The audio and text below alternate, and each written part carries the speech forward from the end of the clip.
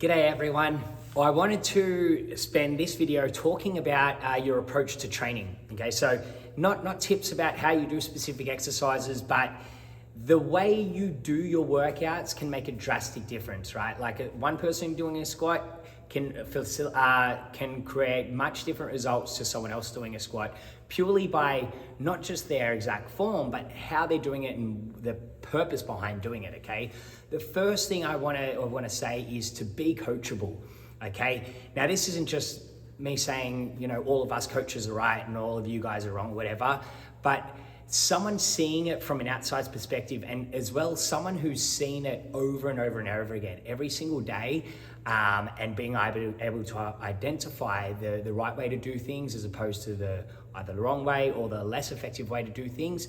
The coaches have a great way of identifying what is going to be best practice for you. Okay, everyone's specific and we can see things that you might not see. Now, I have my own personal private coach, okay? He writes my programs for me. I do one-on-one sessions with him. He does nutrition for me. And this is me. I've been in the fitness industry for like over 10 years now, and I'm a dietitian. I got a master's degree in dietetics. I've been coaching for a long time. And I still have a coach because there's things that I can't see that he can see. And there's ways of justifying something to yourself or doing something yourself and saying, I think that felt right, but then someone gets you to do something different. You go, wow, I didn't even think to do that, right? So we all can benefit from someone else giving us some advice and us being able to respond to that. Okay, so listening to the coaches and just responding to the suggestions they give you, because they don't give suggestions for the sake of giving suggestions. They'll only point out things that they think that you can benefit from that. Okay, the next one is training not to burn calories, but training to improve in your strength, in your mobility, all of that. Okay, now, yes, you are in here trying to burn calories, but I want you to think of the idea of, just say you do a workout super fast and you burn off 500 calories. You slow that down just a little bit. I'm not saying to go slow, right? But you train for performance and muscle growth and stuff like that. You're going to maybe burn off 50 less calories, right? But the long-term progress you're going to make of building a little bit more muscle, boosting your metabolism, all of that, and actually becoming a better mover is far greater than that 50 calories in that session. If you think about you're consuming, just say you consume 2,000 calories a day, and just without exercising, you might be burning off 2,000 calories a day. Burning off 450 calories extra compared to burning off 500 calories extra is minimal, when you could simply just do a teaspoon less of oil and that makes up the difference. So think about the amount of extra jumping around and doing stuff which is not going to give you the most long-term benefit, how little that is going to do compared to just a simple change in your diet. Okay, because long-term you're going to make better progress by building better body composition, by moving better, being stronger, having more muscle mass, than you are of just burning off a little bit extra calories every session.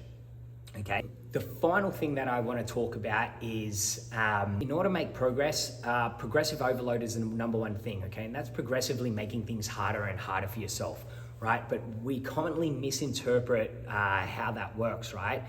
Progressive overload, for when we lift weights, we are not lifting weights to lift heavier weights. That isn't essentially the end goal. We are lifting weights to make ourselves stronger, to improve our muscle mass, or to be able to be more efficient, or whatever it is. Okay, so that is kind of body part specific. Doing squats, right? If I just add an extra 5 pounds, I might be lifting more, but am I creating more tension on my actual muscles?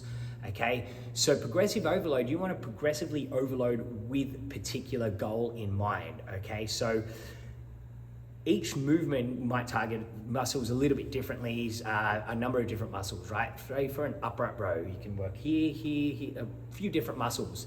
So your focal point isn't the same as someone else's focal point. You might have a weaker point here, whereas someone might be weaker here. So when you're doing it, you might be doing it a little bit different. Just by increasing weight doesn't mean you're increasing weight through the area that you're trying to focus on. It just means you're increasing weight. Lifting weights is to create more tension on those muscles, but you need to make sure you're working those muscles to create more tension.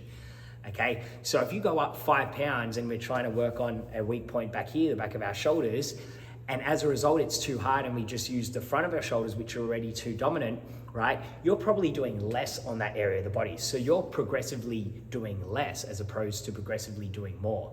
Okay, so think about areas of focus and think about your progressive overload, making things harder for the particular goal that is in mind.